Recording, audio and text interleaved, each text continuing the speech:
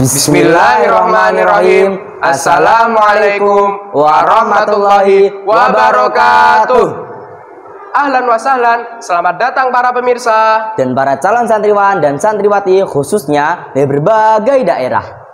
Di program ini kita akan mengetahui tentang Pondok Pesantren Ma'ahid Kudus.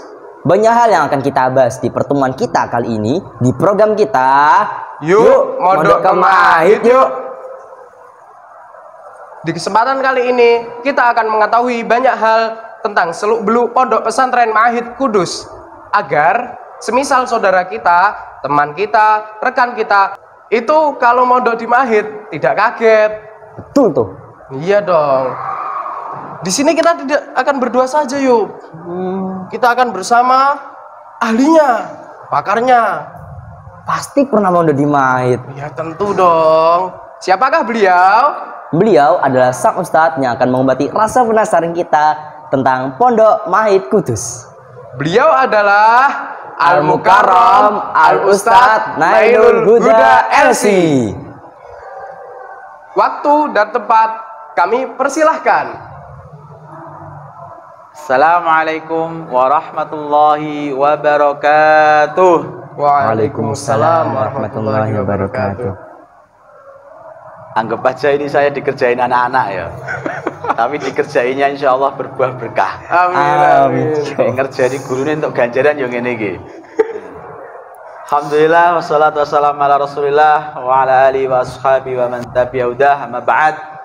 Setelah pujian kehadirat Allah Subhanahu wa taala, salawat dan salam ke atas rasulnya, Rasul tercinta. Insyaallah pada kali ini kita akan ngobrol bareng, bersanteria tentang pondok tercinta, Pondok Ma'ahid Kudus. Gitu yuk. Tanpa berbasa-basi, kita akan mulai berbincang-bincang santai dengan Ustadz Nailul Huda. Mungkin Ayub mau bertanya? Oh iya, Tat, gimana sih ceritanya itu Ustadz Nailul itu bisa mondok di Ma'ahid? Loh langsung takon gini iki, Yop. Oh ya wis lah. Jadi tak kira gue sik gimana kabarnya ngono ya. Tapi ora apa-apa sih. Wis ora apa, santuy aja. Santuy. Karena saya mah menjawab sesuai pertanyaan. Mau dia takut gimana kabarnya, alah basa-basi yo paling ngono aku. Jadi dia paham, makanya dia langsungan. Balik nih Yop, mau takon apa? Gimana ceritanya itu Ustadz Nailul itu bisa mondok di Ma'ahid? Iya, ceritanya panjang kali lebar sama dengan luas. Tapi pada dasarnya gini, saya dulu itu orang awam dan saya itu juga orang yang tahu diri, sadar diri, orang yang nggak bisa baik kalau tidak ada di komunitas yang baik, orang yang masih labil yang bisa ikut sana ikut sini, sehingga karena tahu dirinya saya, karena merasa sadar dirinya saya, maka saya milih mondok dan pilihan jatuh di Pondok Ma'ahid. Karena saya bukan orang yang sempurna, yang bisa hidup baik terus tanpa dikawal dengan program, tanpa dikawal dengan teman-teman yang solih, sehingga ijtihad atau ikhtiar yang bisa saya lakukan dan keluarga saya pada waktu itu, orang tua khususnya, mengikhtiarkan agar anaknya solih sehingga dipondokkan di Ma'ahid. Begitu Job. Oh, ngoten lil. Nah, kita harus bersyukur juga yuk. Iya ya. Tat, kenapa sih harus mondok di Ma'ahid? Ya, sebenarnya pondok itu banyak. Pondok itu banyak, di Kudus juga pondok banyak.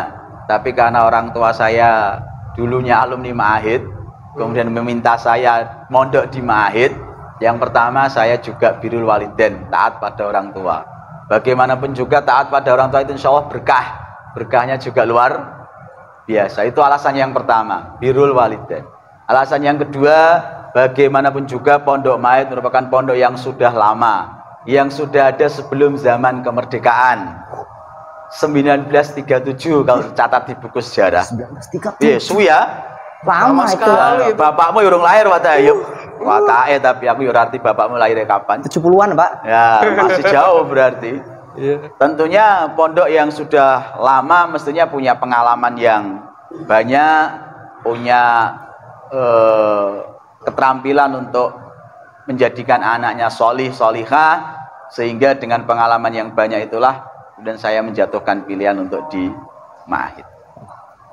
Masya Allah. Oh iya Tat, menurut jenengan apa sih kelebihan anak yang mondok dibandingkan anak yang tidak mondok?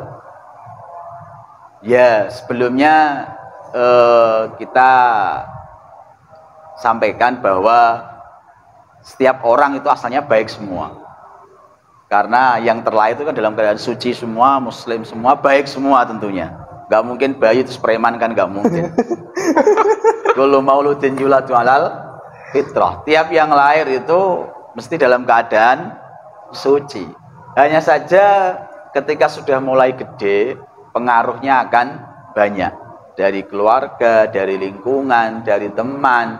Sehingga yang awalnya suci, yang awalnya polos, yang awalnya baik, bisa jadi karena pergaulan, karena salah milih teman, sehingga nanti bisa menjadi kurang baik atau bahkan tidak baik, atau yang lebih parah lagi memusuhi orang-orang baik. Nah, insya Allah ketika hidup di pondok bersama anak-anak pondok yang di sana ada program-program, ada tentang spiritual, ibadah, ruhiyah, kemudian dikawal dengan ngaji tilawah, juga dibentengi dengan bina karakter dan seterusnya, maka insya Allah secara umum, sekali lagi secara umum, bukan sebuah kepastian, anak yang mondok insya Allah lebih tertata, lebih terjaga daripada yang tidak mondok. Apalagi di zaman-zaman yang seperti ini, di mana media sosial pengaruhnya juga luar biasa, kemudian pergaulan juga luar biasa,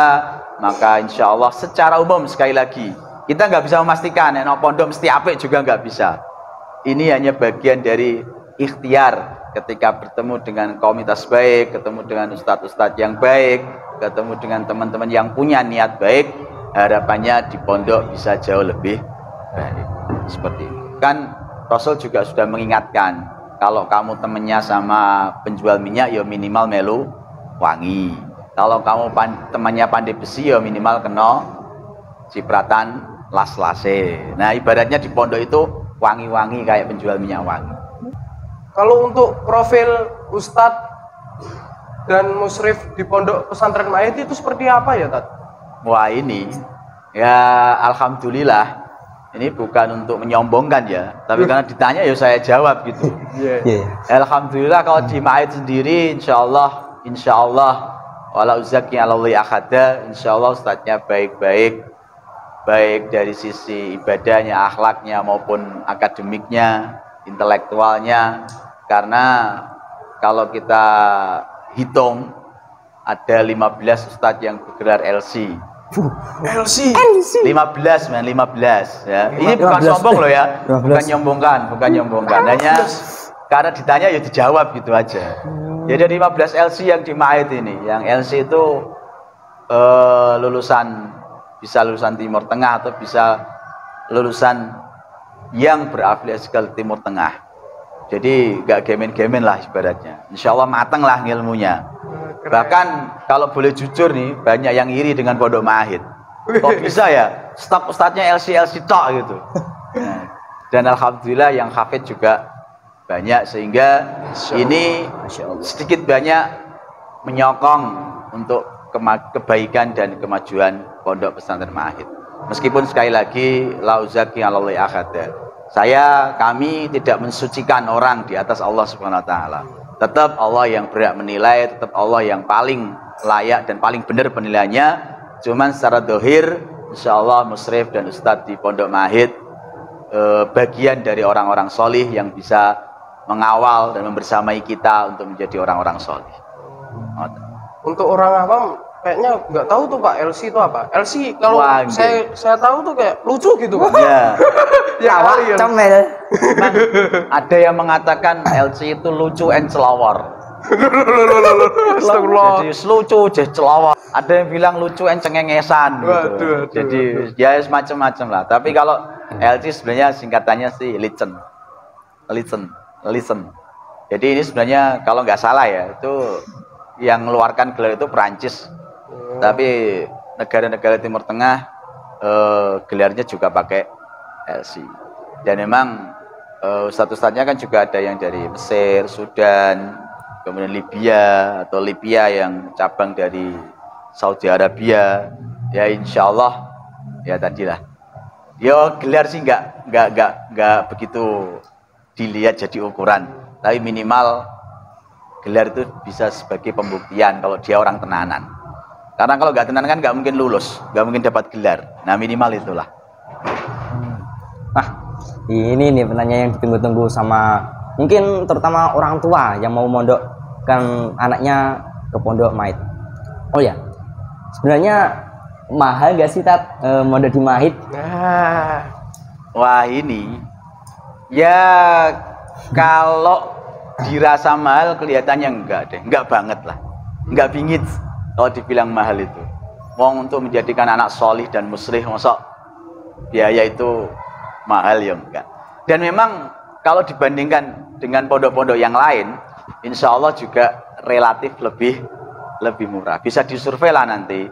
Sebagai bocoran aja, insya Allah SPP bulannya tahun ini mondok di Mahid 700.000 rupiah. Itu sudah makan 3 kali. Ya, jadi udah kegiatan full pagi sampai sore sampai malam, fasilitas insya Allah nggak mahal lah kalau dinilai dari harga 700.000 per bulan. Nggak mahal. itu untuk yang syaratnya misalnya ada beasiswa gitu Pak. Oh ada. Jadi ada beasiswa, beberapa beasiswa ya, di pesantren Mahid ini ada beberapa beasiswa. Ada beasiswa tahfidzul Quran yang hafal 30 juz, yang hafal 10 juz, yang hafal 5 juz juga dapat beasiswa. Dengan nominasi yang beda-beda. Ya, jadi minimal 5 juz itu sudah dapat beasiswa.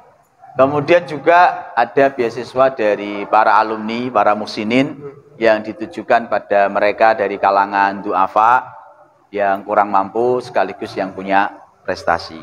Dan juga dari donatur-donatur di luar alumni. Ada beasiswa, ada potongan dispen aja bagi yang membutuhkan dan bagi yang dirasa layak mendapatkan. Tapi saya doakan semua calon santri dari kalangan yang cukup, rezekinya lancar orang tuanya, sehingga tanpa beasiswa pun insya Allah mudah memondokkan di pondok Mahid. Amin Allahumma. Amin ya. Gitu ya. Untuk kegiatan santri dan santriwati di pondok pesantren Mahid itu dari bangun tidur sampai tidur lagi itu ngapain saja ya Pak? Oke, ya karena tadi kita misinya atau visi misinya adalah menjadi lembaga terdepan dalam mencetak pribadi yang solih dan muslih, otomatis kegiatannya mengarah pada visi misi tentunya. Jadi, pribadi yang solih, yang baik, dan berusaha mengajak orang lain menjadi baik. Maka kegiatannya pun mengarah ke sana. Nah sebagai gambaran, 1 jam sebelum subuh, santri dibangunkan oleh musyrif atau pengurus untuk diajak tahajud bersama. Kamu di rumah tahajud gak? Ya. Nah, aku ya enggak. Kalau anak-anak di rumah kan biasanya kalau ditanya di rumah tahajud atau enggak, ya kadang enggak, kadang boten Pak. Ya di rumah, tapi di sini alhamdulillah 1 jam sebelum subuh dibangunkan, nanti tahajudnya nggak harus jamaah. Sini tuh ya apian kok, sing penting tahajud. Terus mau ada yang 11 rakaat boleh, ada yang sampai berpuluh-puluh rakaat boleh, sesuai dengan iman dan kekuatannya masing-masing. Bahkan kata ustadz-ustadz di sini tuh 1 rakaat tuh serapopo, yang penting sholat qiyamulail, sholat tahajud. Yang penting itu ada sentuhan hati yang curhat sama Gusti Allah di malam hari. Nah seperti itu. Jadi insya Allah 1 jam sebelum subuh dibangunkan untuk tahajud, mandiri tahajudnya, tapi digurai ke masjid, ya, digurai ke masjid untuk sholat. Nah setelah itu sambil dzikir, ada yang sambil ngaji, ya tidak bisa dipungkiri ada yang sambil ngantuk-ngantuk juga, orang namanya manusia. Ya, bar tahajud, ngantuk-ngantuk sidik, ada sambil nunggu adzan. Nah ketika adzan, menjawab adzan, kemudian dimotivasi lagi untuk sholat qobliyah 2 rakaat, dan sholat jamaah. Habis sholat jamaah bentuk khalaqah Quran untuk tahsin, memperbaiki bacaan atau sekaligus tahfidz, menyetorkan hafalan maupun murojaah. Jadi itu dibagi per kelompok. Tiap kelompok nanti ada ustadznya masing-masing. Kurang lebih satu kelompok ya antara 15 orang. Kurang lebih. Itu kegiatan paginya. Kemudian setelah itu kegiatan mandiri, sarapan, mandi. Nah nanti jam 7 kurang seperempat diharapkan sudah keluar dari kamar menuju ke kelas untuk belajar pagi di madrasah. Enggak lama-lama, kalau masa pandemi ini cukup jam 7 sampai zuhur aja. Lumayan kan. Habis itu bisa istirahat siang. Makan terus tidur. Jagong sih ya oleh rapopo. Belajar juga apa ya, Pak? Belajar juga baik. Wah, iya dong. Murojaah juga ada. Pencilak juga ada dong. Nah, pakuran kayak ayam juga ada. Nanti yang pengen pakur bisa diprivati sama Mr. Ayub. Yang pengen main film bisa diprivati sama Mas Ulin. Waduh. Itu siang buat istirahat. Habis itu asar, sebelum asar adzan dibangunkan untuk sholat asar berjamaah. Habis asar ngaji lagi. Karena kita kan ngaji itu kan bagian dari ruh, obatnya hati. Apalagi anak-anak muda itu perlu banyak obat. Nah, dengan ngaji itu insya Allah terobati. Sing mripate jelalatan ya nek dengan ngaji insya Allah gak jelalatan. Oh itu loh yo dengerin. Iya. Ya. Habis Biasanya asar ngaji lagi, khalaqah lagi, mubeng lagi, melingkar lagi, berkelompok lagi. Nah, habis asar ini bebas. Ada yang main bola, ada yang rengen, ada yang nyuci, aktivitas bebas sampai nanti setengah jam menjelang maghrib dikumpulkan lagi dalam keadaan sudah mandi, dzikir sore, dzikir petang bareng-bareng, plus ada tausiah singkat atau pengumuman dari ustadz atau musyrik. Nah, gitu. Nanti kalau sudah jalan ekstranya, karena pandemi kemarin ekstranya belum jalan, tapi insya Allah tahun ini ada ekstra lagi. Sore juga ada ekstra yang bisa diikuti oleh para santri. Ada karate, ada English club, Arabic club, dan seterusnya. Ya, tahu. Habis itu kemudian habis dzikir tadi, dzikir petang, maghrib, jamaah maghrib.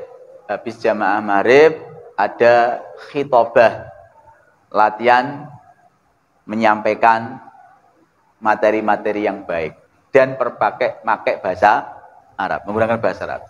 Jadi yang habis maghrib itu khitobahnya pakai bahasa Arab. Selain menyemangati orang lain baik, juga melatih maharah lughah Arabiyah, keterampilan berbahasa Arab. Nah itu. Ya. Ya anggere mlongok tahu. Ya gimana ya ngantuk. Tapi enggak apa-apa, Pak. Setelah itu selesai makan malam. Jadi makan malamnya habis maghrib. Makan malam, habis khitobah tadi makan malam, kemudian lanjut sholat isya. Habis isya ngaji lagi. Kok ngaji terus? Yo emang ngaji itu obat buat kita. Kita sadar cacah nom-nom itu penyakitnya akeh. Makanya ngajinya kudune sing akeh. Quran itu kan syifa. Syifa obat yo, bukan syifa nama cewek yo. Subhanallah. Makanya kita sering-sering ngaji.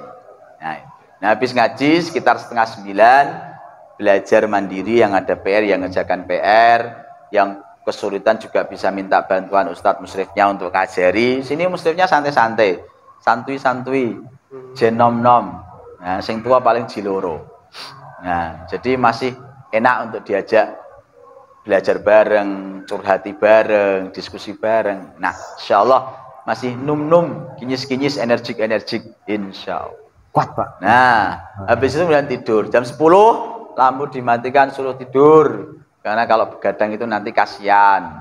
Paginya ngantuk, capek. Jadi jam 10 disuruh tidur. Meskipun juga nggak bisa dipungkiri ada anak yang nggak bisa tidur katanya. Ya tetap ada, 1-2 yang nggak langsung tidur. Setelah, yang penting nanti 1 jam sebelum subuh, bangun lagi, tahajud lagi. Ini untuk kegiatan harian kurang lebih seperti itu. Dan kalau yang habis maghrib tadi ada pidato bahasa Arab, yang habis isya ada pidato bahasa Indonesia. Double ya Pak ya? Ya, 2 kali. Jadi kalau nanti teman-teman santri baru ada yang usulkan tambah Pak bahasa Inggris, oh siap.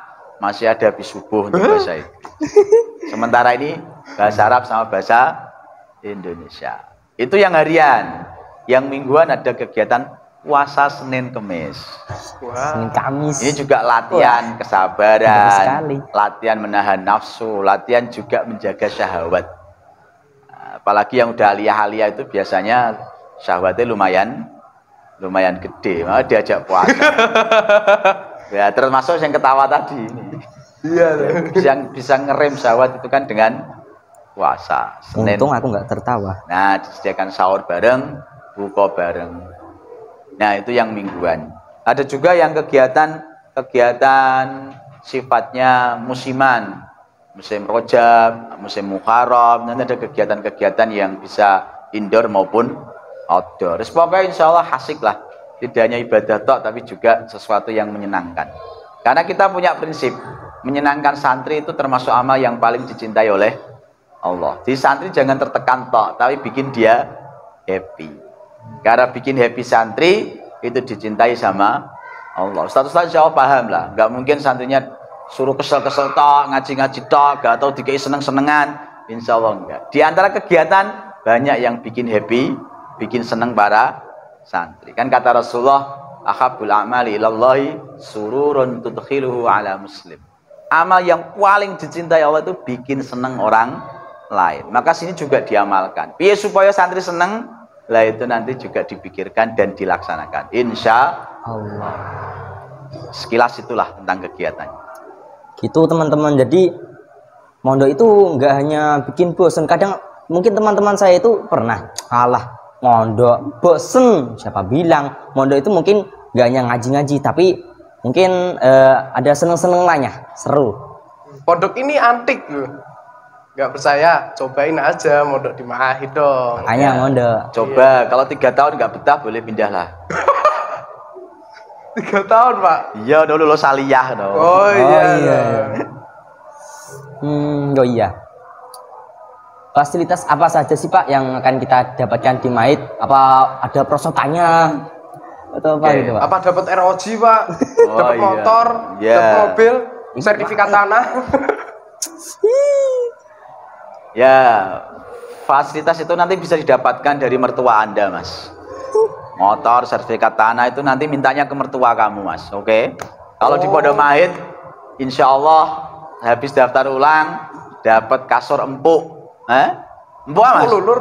Kalau atus namanya nggak kasur kan? Nah, kasur mesti empuk.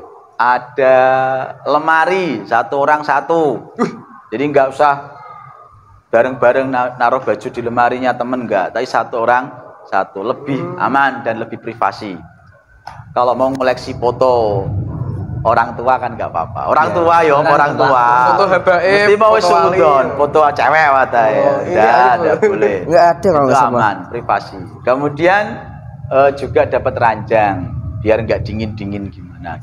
Apalagi kalau musim hujan nggak pakai ranjang kan kasihan. Nah, itu yang didapat ketika di awal. Nah, adapun nanti di dalam juga ada laundry yang agak-agak belum terbiasa nyuci bisa dilondrekan. Cuman di sini sifatnya nggak wajib. Artinya yang pengen laundry silakan, yang enggak juga nggak apa-apa. Karena kita berusaha untuk menampung semua keinginan. Karena bisa jadi ada orang tua yang pengen anaknya mandiri. Jangan disuruh laundry biar mandiri, nyuci sendiri. Oke, siap. Ada yang orang tua, wah kasihan kalau anak saya nyuci udah biar fokus belajar aja, pakainya biar di laundry. Oke, siap. Kita insya Allah meng-ACC permintaan, menggabungkan kemudian di ACC. Jadi laundry ada, tapi sifatnya enggak wajib. Yang mau nyuci sendiri monggo, latihan kemandirian. Yang belum bisa nyuci atau mungkin waktunya tersisa kalau buat nyuci dia pengen murojaah tius, boleh. Tius, ya Allah. Laundry aja. Sans di sini itu santuy, semua sesuai dengan keinginan. Tidak ada paksaan. Beragama aja gak dipaksa, masuk nyuci dipaksa.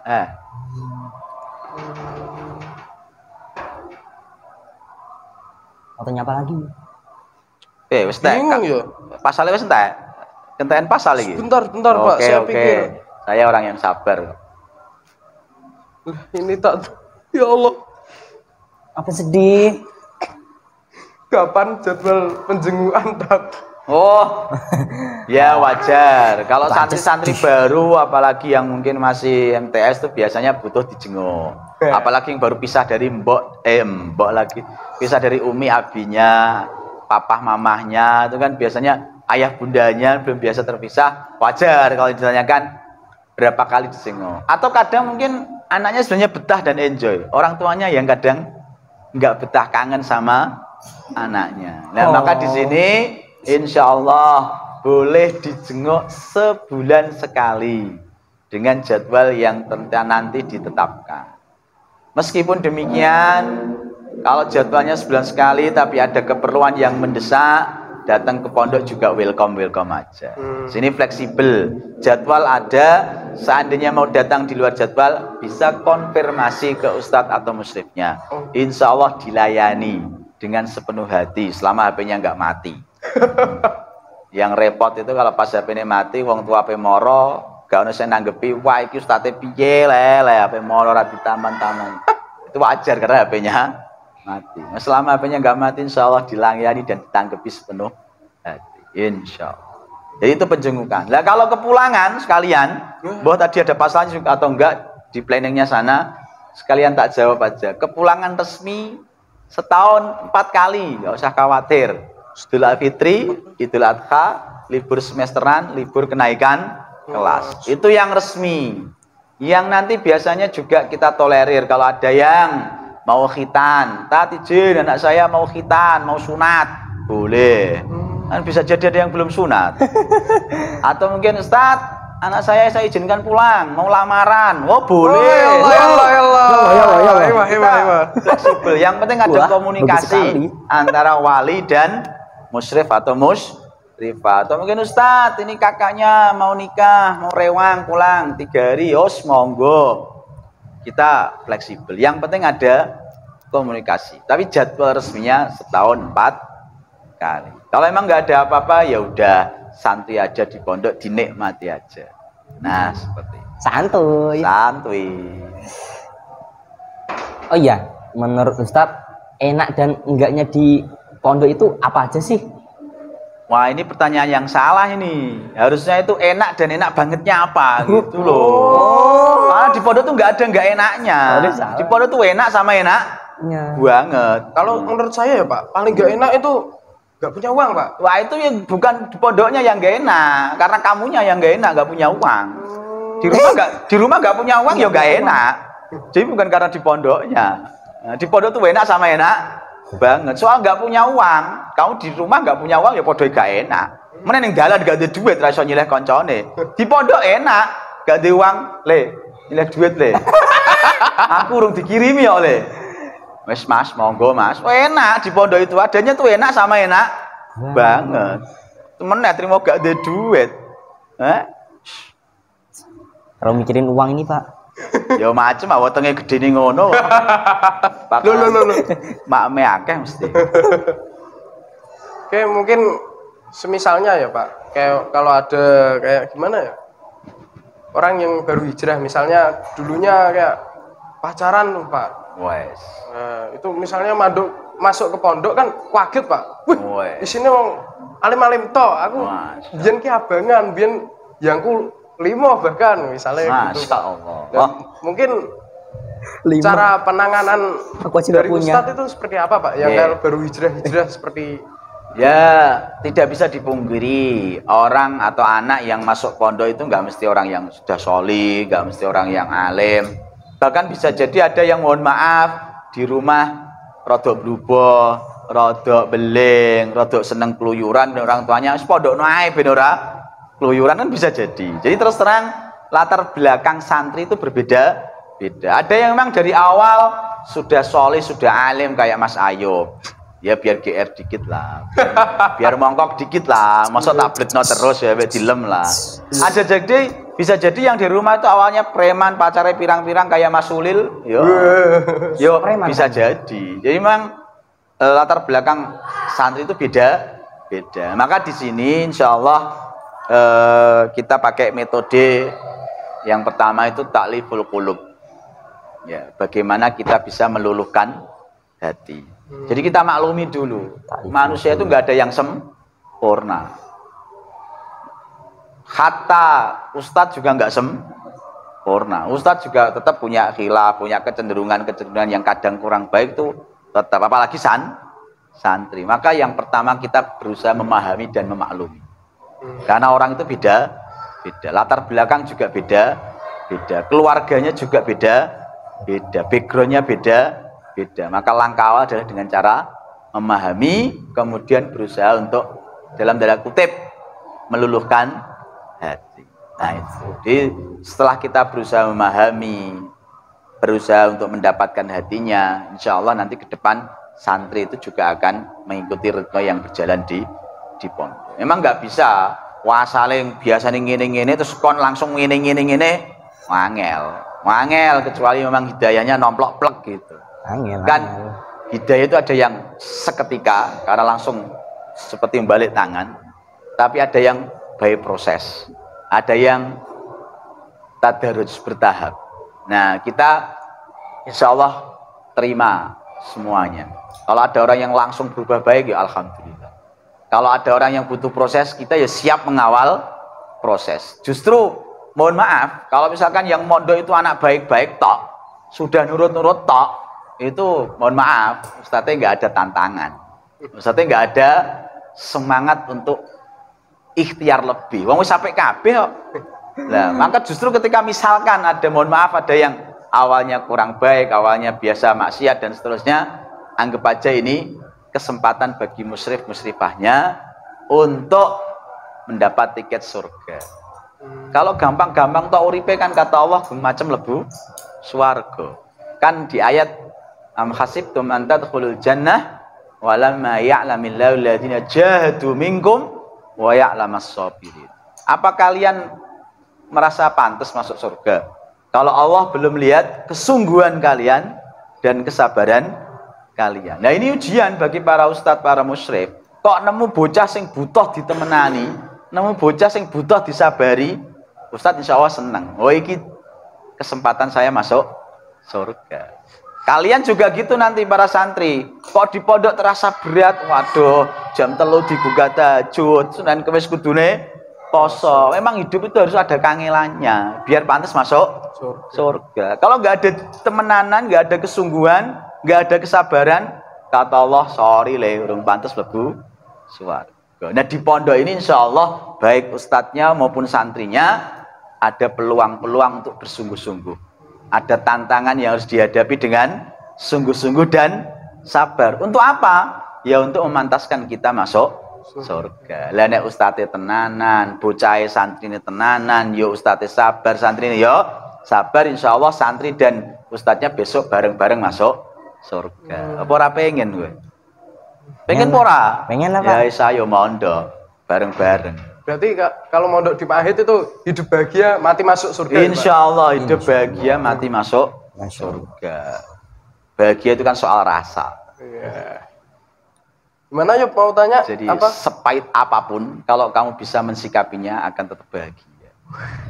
Iya, no. Wong diputus pacare mamane bahagia. Lumayan le rasa ngragati. Bahagia dia. Ini kalau yang udah punya pacar. Tapi kalau insya Allah anak-anak mahid kalaupun punya pacar nggak pernah pacaran.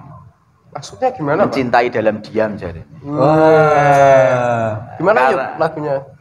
Nggak tahu lah. Karena kalau pacaran kan dosa, santri mahid itu ya wedi dosa.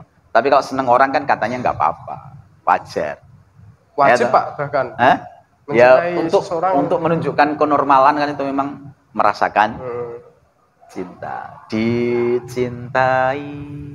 Mencintai fitrah manusia.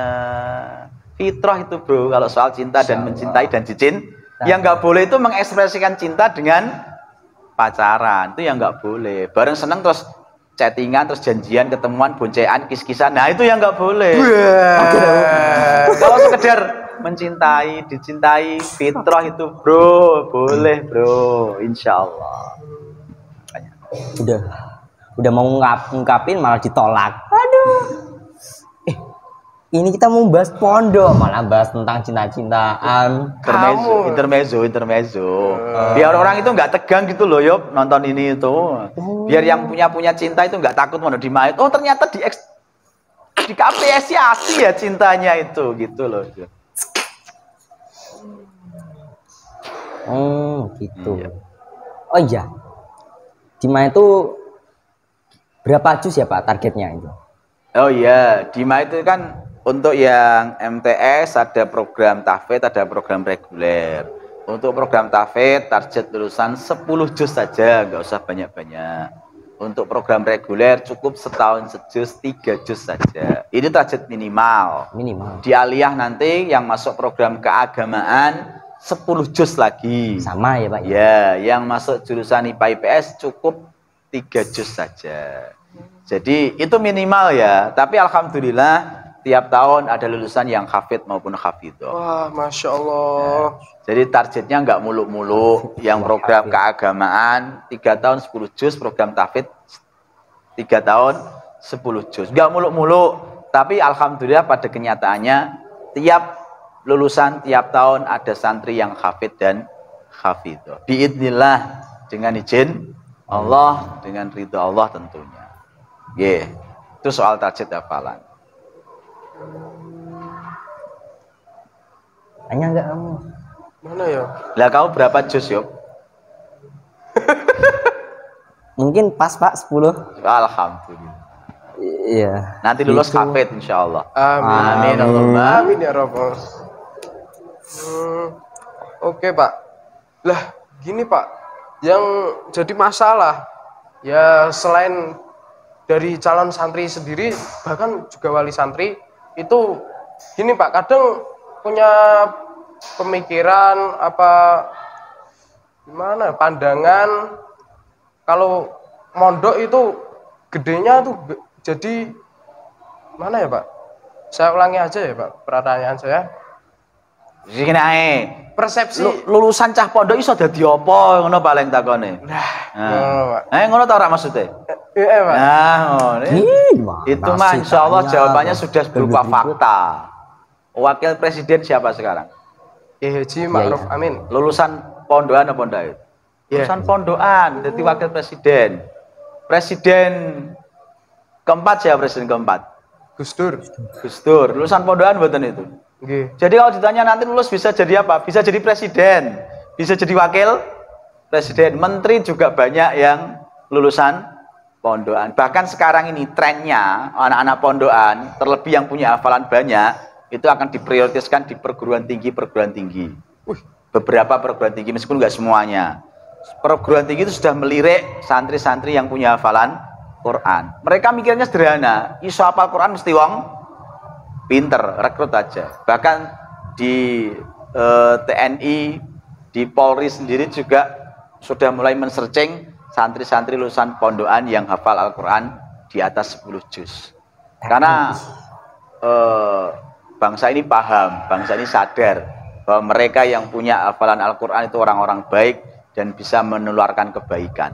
Sehingga mulai diuber, mulai dari universitas, mulai dari lembaga-lembaga, bahkan nanti pemerintahan itu juga melirik orang-orang yang lulusan pondok pesantren. Di sekolah-sekolah STPDN, sekolah tinggi yang pemerintahan itu juga nanti akan dicari dilirik yang dari pondokan. Akan diberi amanah yang lebih karena sudah terbiasa amanah. Husnudzonnya seperti itu. Nah, jadi gak usah khawatir kalau soal lulus pondok iso lapo, iso ning ndi, mbok gawe apa, dadi apa, sing paling mesti dadi manusa lah. Dan insya Allah faktanya juga sudah menjawab lulusan pesantren bisa berkiprah untuk kemajuan bangsa dan negara. Seperti. Subhanallah. Yuk, aku besok jadi presiden ya, kamu jadi wakilnya. Gimana? Enggak mau ah. Aku mau yang lain lah kapan jadi wakil presiden. Berat. Yaudah jadi pengusaha. Jadi peternak BMW. Gimana? Aku mau jadi petarung aja. Gitu. Aku pengen punya istri cantik loh. Istri kamu tuh masih sekolah, masih mondok juga. Ya udah apa-apa kok, namanya aja cita-cita. Yang penting kan aku nggak ngungkapin rasa kepadanya. Asik. Ya. Gitu. Oke, mungkin kalau kita berdiskusi, berbincang-bincang bersama Ustadz Nel, itu 3 episode itu pasti akan kurang itu. Nggak akan ada selesai-selesainya.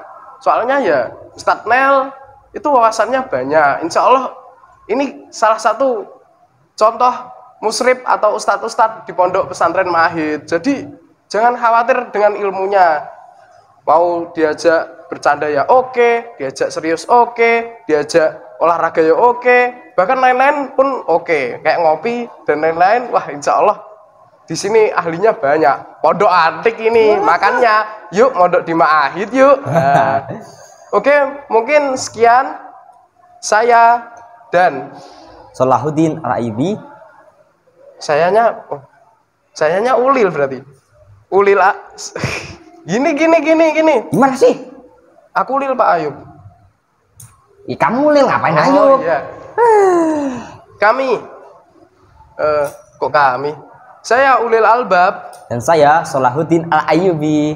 meminta maaf bila mana ada kesalahan. Sekian, wabillahi taufik wal hidayah. Wassalamualaikum warahmatullahi wabarakatuh. Assalamualaikum warahmatullahi wabarakatuh. Alhamdulillahi wa kafa. Salatullahi wa salamuhu ala nabiyil mustafa wa ala alihi wa ashabihi wa tabi'in ahli sidqi wal wafa. Saat-saat sekarang begitu terasa kebutuhan ulama dalam kehidupan kita bermasyarakat, berbangsa, dan bernegara. Dalam kehidupan sehari-hari kita sangat membutuhkan hadirnya seorang ulama dalam kehidupan kita. Masyarakat kita semakin hari semakin jauh dari ulama. Oleh karena itu, kebutuhan untuk mewujudkan ulama, untuk mencetak ulama adalah kebutuhan yang niscaya.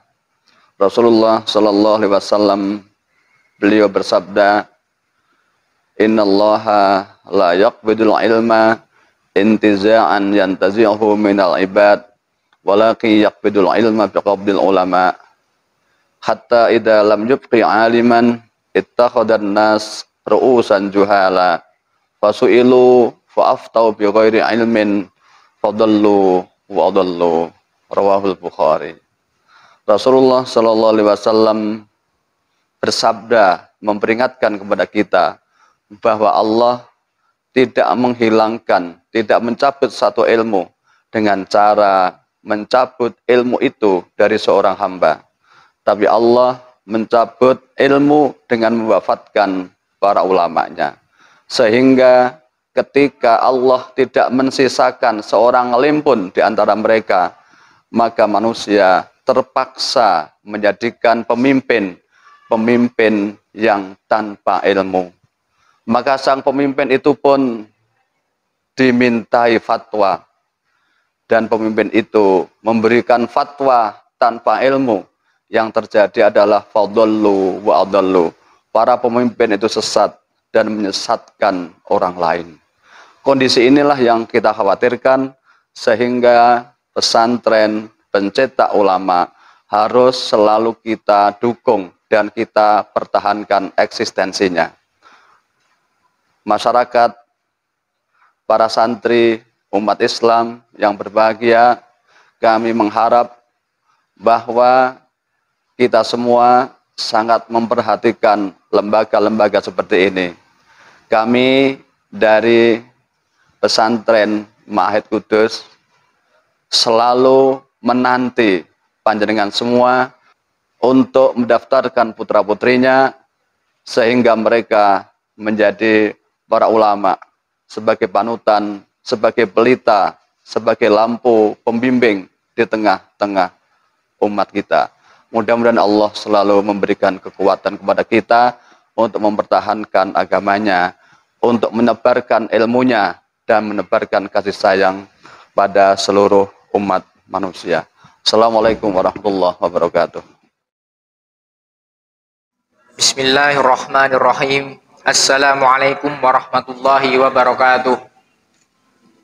Alhamdulillahirabbil alamin wa bihi nasta'in wa ala umurid dunya waddin.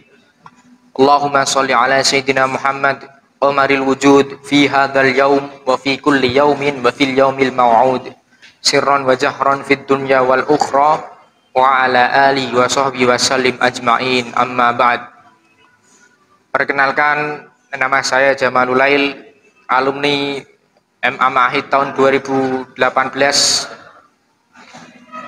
selayang pandang untuk pendidikan Islam Mahid, di mana di Ma'had ini, di sekolah ini saya telah mengenyam pendidikan selama 6 tahun MTS MA serta Pondok Pesantren Mahid Kudus. Banyak yang telah saya dapat dari mengenyam pendidikan di pendidikan Islam ini, dan yang paling saya ingat, satu, ilmu pertama yang saya dapatkan adalah memakai sarung.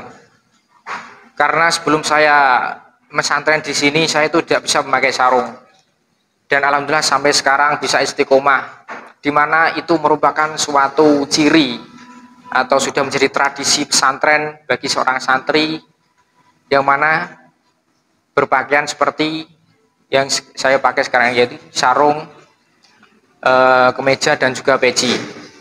Selain itu, banyak juga yang saya dapat ambil dari pendidikan di Ma'hid ini, yaitu ilmu dunia dan ilmu akhirat, yang mana itu merupakan salah satu visi misi dari pendidikan Islam Ma'hid, yaitu meluluskan para santri dengan bisa menguasai ilmu dunia dan akhirat. Dan juga banyak sekali pengalaman yang saya dapatkan, pengalaman kehidupan, terutama daripada para masyayikh, para romo-romo kiai yang telah tulus dan sabar mendidik saya dan teman-teman saya untuk bisa melanjutkan ke jenjang yang selanjutnya. Mengenai pengalaman dan apa yang telah saya dapat begitu banyak, bahkan saya tidak bisa berkata-kata sebenarnya, karena saking banyaknya apa yang telah saya dapat. Saya masih ingat dulu sanawi, saya itu termasuk murid yang bandel, sering telat. Bahkan ya para romo-romo kiai setelah ustadz, khususnya para musyrif, mengetahui bagaimana saya sanawi dulu. Namun dengan tulusnya bimbingan mereka, dengan ilmu yang mereka berikan, alhamdulillah saya bisa sampai ke titik yang sekarang ini. Dan alhamdulillah sekarang saya melanjutkan pendidikan di Libya Surabaya, Iqdad Lugawi semester 4, alhamdulillah sebentar lagi lulus, yang mana itu semua tidak lepas daripada peran para masyayikh, para romo-romo kiai, para guru, asatid, asatidah yang tulus dan sabar memberikan ilmunya kepada para murid-muridnya. Meskipun banyak di antara para murid-murid yang bersikap ada yang acuh tak acuh, ada yang rajin, ada yang gini, namun berkat doa-doa para masyayikh, para guru-guru, semuanya bisa melakukan apa dan mengamalkan apa yang telah diberikan oleh guru-guru.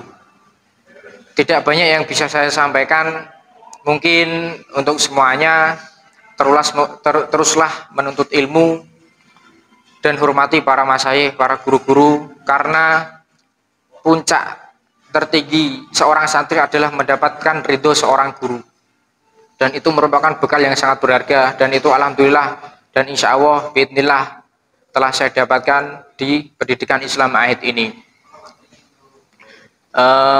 Kurang lebihnya hanya ini yang dapat saya sampaikan. Wabillahi taufiq wal hidayah. Wassalamualaikum warahmatullahi wabarakatuh.